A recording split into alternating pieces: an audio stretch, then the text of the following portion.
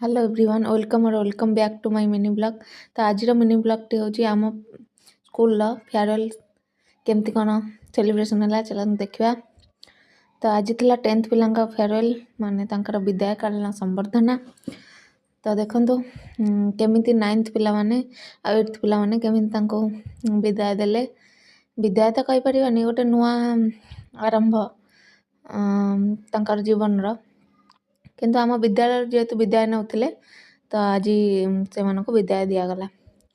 तो ये देखिपे जमती प्रथम से वेलकम कले फूल चंदन देकी तापर दिगला सब पेन रोज सब दौले। तापर आमर पिला माने किछि कहले तापर ये देखु केमती वेलकम कर पिला माने केमती बंदापना थाली धरिकी 9th पिला माने 9th गर्ल्स बड़ भाई भौणी मान वेलकम कर रोज दौले बंदापना कर सिंदूर चंदन लगे दौले। आम मीटिंग तापर आरंभ हो जाता। तो यहाँ गोटे परंपरा चली चली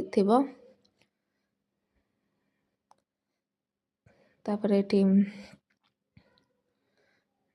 सार मैंने सब कहे तापर पिला माने जन दी जन कहले तापर ये सार मान को कहला। तापर ये देखो मु कहती किछटा पिला माननको किछटा एडवाइस दउतली। तो एमती सब थिला कार्यक्रम।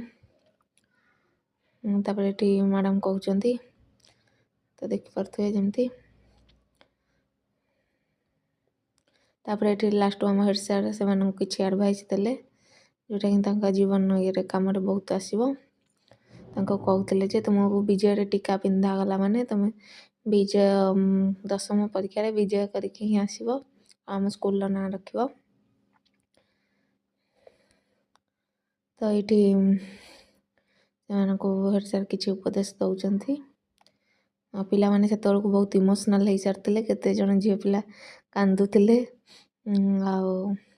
पु मान तो इमोशनल क्वेश्चन टी कम से मैंने एत सहजरे कांदती। तो झील मैंने ये बहुत इमोशनल हो जाते जेहेतु स्कूल छाड़ी एत दिन पर कहीं से के जन आम जेहेतु यहाँ नोडाल हाई स्कूल तो प्रथम रू पढ़ी आस तो जहाँ स्कूल छाड़ा 10 वर्ष पढ़ी आसुले तो जहाँ कष्ट पेनफुल।